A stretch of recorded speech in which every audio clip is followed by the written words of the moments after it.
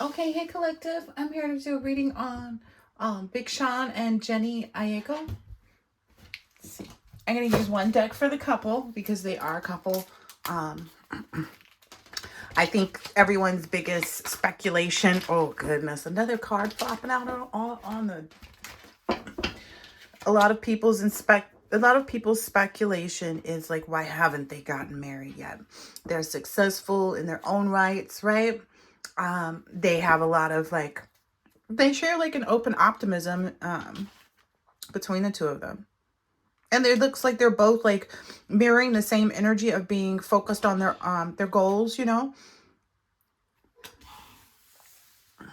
Because it's not like either one of them are out there being caught up in like crazy, you know, scandals or this and that and the other.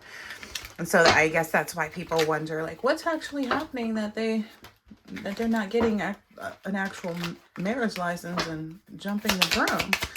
So what is that? Okay.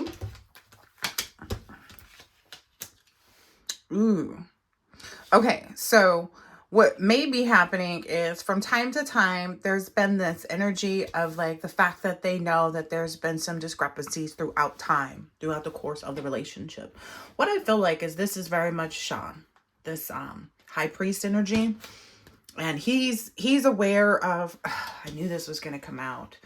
Okay, so their history is a little shady and or a little shaded, let's just say, a little shaded, where she has, you know, been in this Three of Cups energy. So partying, indulging, and being happy, you know, blah, blah, blah, blah, blah. While she was married and she divorced her husband at the time. And whether or not they had, you know, an extramarital affair, I don't know.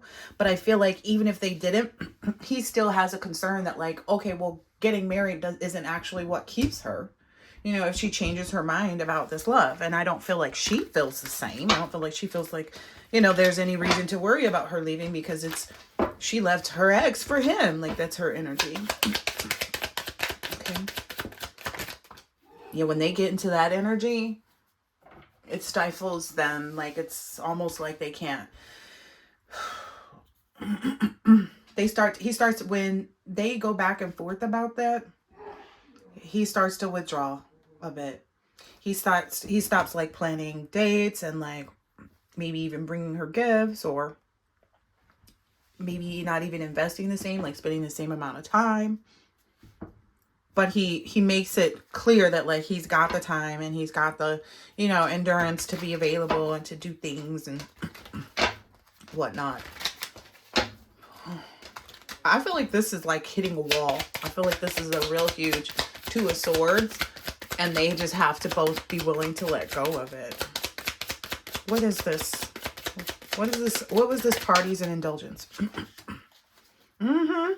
Yeah, the period of time where she was invested on like making things work with him, even though she had something else going. He's concerned that he would put himself in the same exact position. He's like, yeah, making that commitment might speed up my imminent position at that point to be subject. Wow. And this is hard. And I thought it might be, which is why it seems so difficult from the outside too. Like the public feels it. She feels like he's focused on the wrong things. Like she feels like he's focused on the loss and like what could happen and what could go wrong. But he's also kind of like, well, I do have to learn from my past mistakes and I have to learn from this, that, and the other.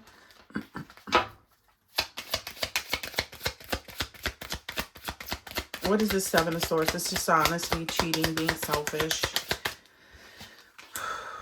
Yeah. I feel like it's a mutual energy. Like both of them, again, they both have to be willing to let go at this point too. And I think it's just maybe hard. Like it isn't easy, right? Especially if you guys made all these efforts and you've been together for so long, you know, cohabitating and saying, you know, no, I love this person and I love that person and we don't have any problems, which essentially if they had some type of clean slate where he'd forgotten about the past and she does too, apparently, that they would be able to move forward. But that's just not a reality because the past happened, is what I'm understanding. It's one of those things like, yeah, you can't forget what happened. Ooh. Yeah, he feels like no matter how much love they have, no matter how many memories they make together, no matter how romantic he attempts to be, he's like, it's still going to be inevitably something like that is going to take place. And that's why he hesitates to move forward in it. Oh. He does see her as the Empress and the star energy, and that's why he enjoys being around her and sharing this space of the relationship that they do have. Maybe that's just where they'll be, guys. Yeah, because it looks like all they're really going to be able to focus on together and create harmony together is leadership, moving forward, initiative. So like building their own craft and skill and like the things that they pursue financially. Oh. Maybe they'll be able to move on.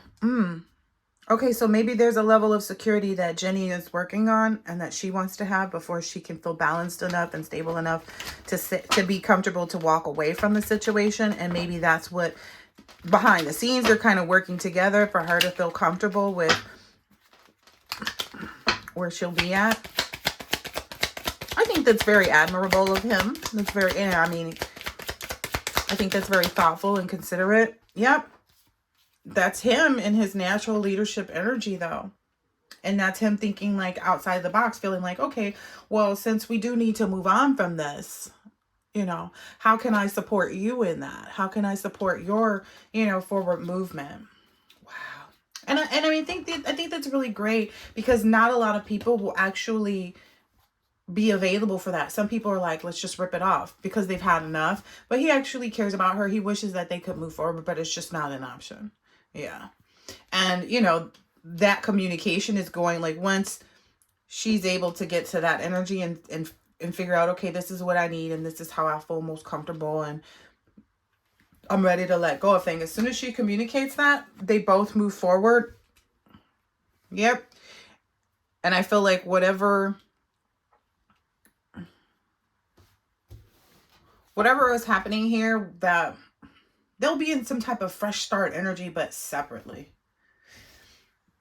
They'll be in this fresh start energy, like where they, because of the financial security and whatever, they'll be able to kind of just really be responsible for their own endeavors and responsibilities. Not saying that they're not, but just kind of like without the distraction of a broken heart or emotional relationship that's not doing well. Yeah.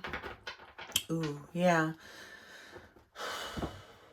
Yeah, it's kind of moving out of that because this is the Ten of Wands. Like, this is literally like the Nine of Cups too energy. Like, it does lead to some dissatisfaction.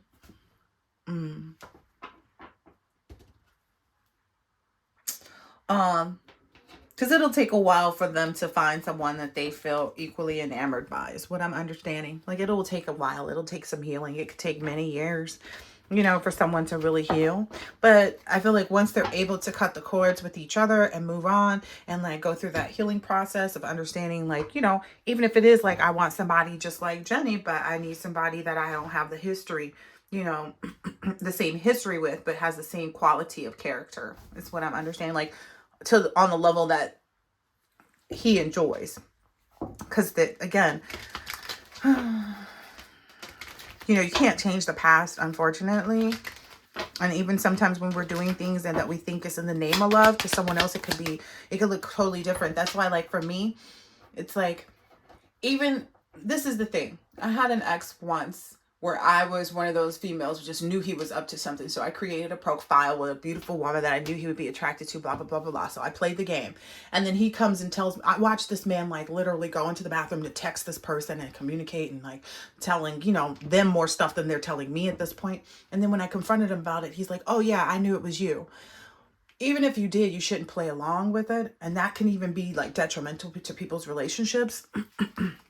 But I feel like that's what happened. It was like, even if the intention was just to release yourself from this other relationship, the way that it went, down was not the way to it wasn't like the solid foundation that they really wanted to build on. They wanted to build on something that didn't have any outside distractions or occurrences. This really fresh start energy is all I'm hearing. Yeah, that's a mute situation here. Yep. Ew, 2 of Swords, 3 of Swords. Yep. And I feel like this may be, I mean, this, I can't feel like it may be, it's definitely not an easy position to be in. Like to be at a crossroads and oh, okay, so that's him. So for Sean to be at a crossroads like this, avoiding the truth, it is a really tough choice. He does realize like, okay, there's no amount of financial security and whatever that I can provide to my family that will change the heartache or the trauma or the sorrow that we will experience throughout this taking place. But there's also this, like in that mental overload, there's also this sanctuary and solitude in knowing that like moving forward is the best thing. Because staying stagnant is not ever good. So even if moving forward is in the, a different direction than initially thought, because this one is talking about celebration with the community and unity. It's not saying the home. Yeah, while you soul search and, go through that period of judgment, maybe even with self on like how to have a new beginning and what that looks like. So, because to a certain extent, I feel like maybe even Sean has a certain level of guilt because he's like, well, I knew that she was involved with someone. So I could have made my sights. I could have set my sights and put my affection and, et cetera, somewhere else too. So there's also this like little guilty sense of things. Ooh, yeah. Yeah, look. Sacred knowledge, divine feminine, unconscious minds. Maybe she knows that too. And that's the part of her that's like presses on him. It's like, well, you knew that you knew and all of these different things. But they have to really like, decide to focus on the truth of the matter is that this is the reality. And these are the things that stand between us. And these are the emotional burdens that we carry because of how we did things when we started this. And this is the only way that we can actually repair this because I feel like for these two, the heartache and trauma and the sorrow, it's too compounded. Because even if they just focus inward, it's kind of like the inward focus still leads them to the fact that this is not the connection. Eesh. I can't make this up. So that's why their relationship never seems to move forward. If anybody was wondering like why it doesn't move forward the way they're thinking or the way that they're, seemingly wanting things to progress. Yeah, that's all they wrote on that. Yeah. And maybe, the fact that this is something that they're both aware of now will cause them both to kind of do some soul searching and really figure out, and go, express, I don't know. I feel like it's just get into that solitude is really what I'm seeing on this whole Hermit card of like them being in their own energy and, because they have to establish what love looks like to them outside of each other. And that's not always easy, but the fact of the matter is they have to focus on themselves first and just kind of go within and do that healing of like, okay, I didn't make this decision right and I didn't do this right. And, what part of me does this come from? And am I able to control this? And, so on and so forth. All those healthy habits to healing. So I hope that this has been helpful and insightful in some way, shape, or form. And I'll catch you on the next one later.